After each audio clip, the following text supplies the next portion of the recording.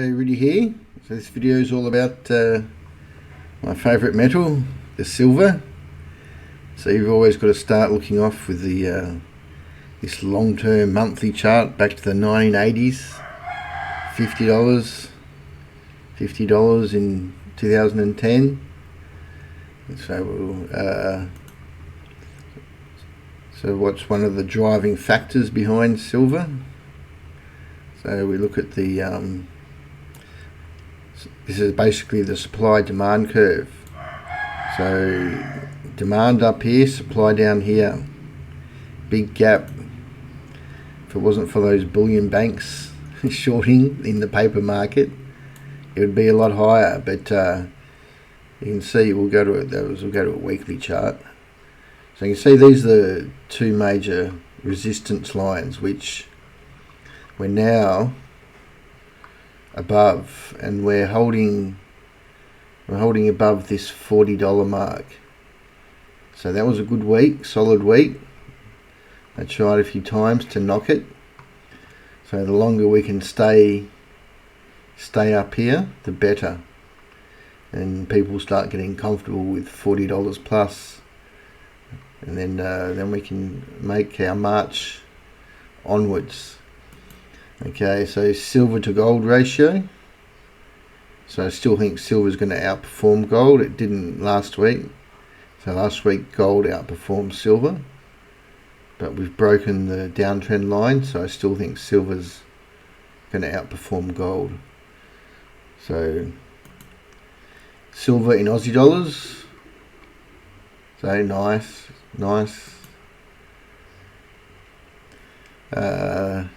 So silver in Aussie dollars against the King, MVR. So had an up week against MVR.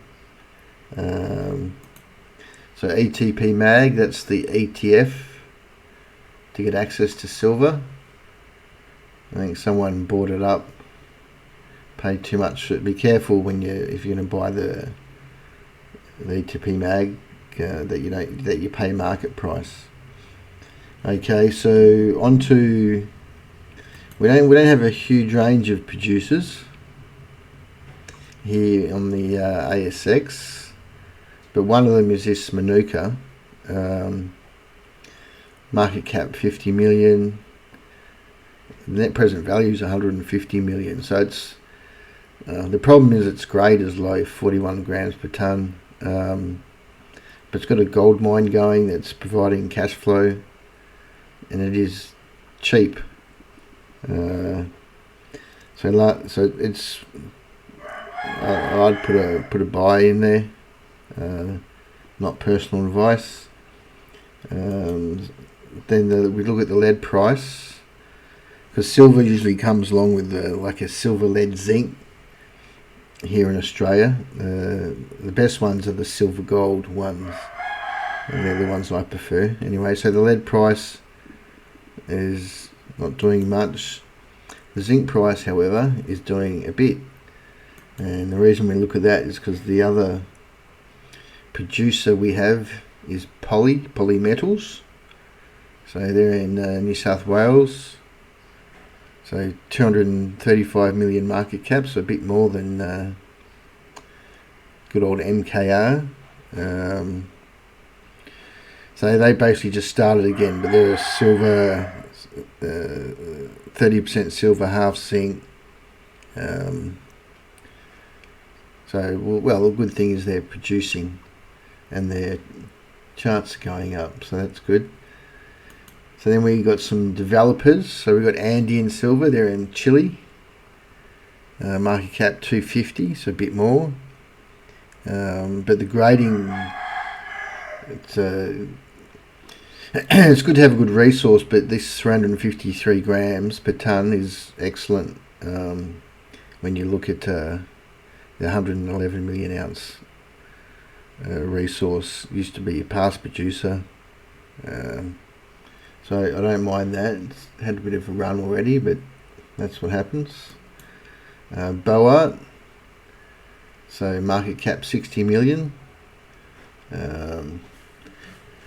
Pretty good resource, 120 grading, I should say, 123 grams.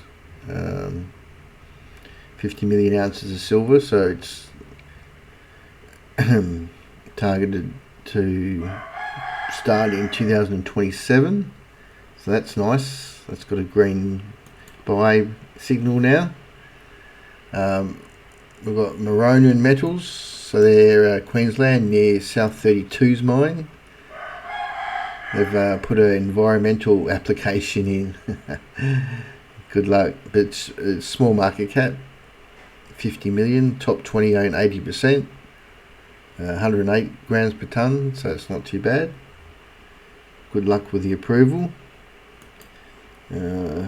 These guys know all about that. They've been waiting for donkey's years. So silver mines, so pretty 260 mil market cap, but 200 million ounce resource. The grade's pretty low though, 31 grams per tonne. They need to get their approvals before anything happens. And we got West Coast Silver. So they're 70 mil market cap, so that's pretty small for an 180 mil resource. I think market cap to resource they're the cheapest. But the problem is I don't know what their grade is. Top 20 own half, so that's a good sign. But the grade's going to be the killer. Because they haven't really come out with anything. Unless you know something that I don't know, let me know. This is a new one I found the other day, this LU7. They've sort of got this technology that's going to pull silver from solar panels. Bought it off Macquarie University. The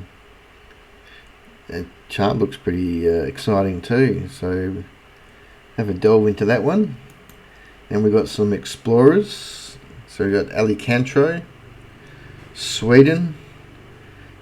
Look at this. They used to produce 200 million ounces of silver at 1,244 grams per tonne. Market cap 30 million. I think that's probably why that chart is going up. That's pretty attractive. Ardent, so they're near Newmont's mine, New South Wales, 35 mil market cap, 64 million ounce resource, and 69 grams per tonne. So nothing special, but it looks pretty good. ILT Queensland, it's a silver and indium. Indium's pretty hot. What's the market cap? 20 million. So I don't know enough about that to put a buy signal really. Investigator Resources, so they're South Australia, market cap 50 mil, 50 million ounces of silver, 88 grams per tonne, so a bit better than the others, but not super. But I've got a buy signal on that, I think, because we're at the bottom of the range there. Then we've got Legacy Minerals. So they've just done a metallurgical study. Mount Kennedy Gold Silver Project, New South Wales, market cap 30 mil. So we'll keep your eyes on that one. Mithrils. So they got interest in a gold silver project in Sierra Madre, 500,000 ounces, market cap 115 mil. So that's the chart looks fantastic. Sierra, so it's a good area. So this is a stock that I own over in America, Sierra. So they're in the same. They just started producing. But you can see here, so they're producing, they just start, so 260,000 ounces producing, and then 180 mil market cap. So some of our boys aren't even producing, that big. Anyway, Rapid Critical Minerals, this is a new one. I don't know what's going on with their price. It's but we'll keep an eye on it. They acquired some project, Conrad and Webb silver projects, 67 million ounces at 400 grams per tonne, so that's pretty attractive. And we've got Sun Silver. Tony John, he likes them. He reckons the guy running it is he knows what he's doing. So they're in Nevada, USA, 125 million market cap, 480 million resource. So they're, I've got a note here, cheapest. The grading's not great though. But anyway, this is the one where they do a lot of advertising, these guys. I reckon it's worth $4.50. Anyway, the chart looks good. And they're obviously spreading the news. And then there's Unico Silver, 150 million ounce, Argentina. Decent grading, 136 grams per tonne, market cap 240, so you're paying for it. But chart looks good. Alright, so on to the ETFs. My favourite, SilJ. So yeah, she hasn't gone yet. But look at that beautiful. When she goes, she's going to go. You can add this distance here to here, and it goes a long way. Almost double it, basically. Anyway, that's you're going to need to open America for that. So SilJ over the King. So SilJ over MVR. Kicking MVR the King's ass. SilJ over Bitcoin. So it's outperforming Bitcoin. SilJ over the silver price. Now starting to beat the silver price. SilJ over GDXJ, the gold miners index. So I still reckon she'll get him, but the gold miner index won last week, and these are the types of stocks sitting underneath SilJ. So you got Kua, they're producing 20 million ounces of silver and 400,000 ounces of gold. You got First Majestic, Mexico, fifth 30 million ounces of silver, moving up to 100 million ounces of silver per annum. Hecla, Hecla, so there's 16 million ounces of silver and 200,000 ounces of gold. So they're going. Endeavour. So there are 8 million ounces of silver and 40,000 ounces of gold. So silver, gold, they're the ones you want. And then there's a royalty company in there, in SilJ. OR Royalties. Alright, well that's your silver wrap. So good to see silver holding up, and let's hope for a good week. Alright then, see ya.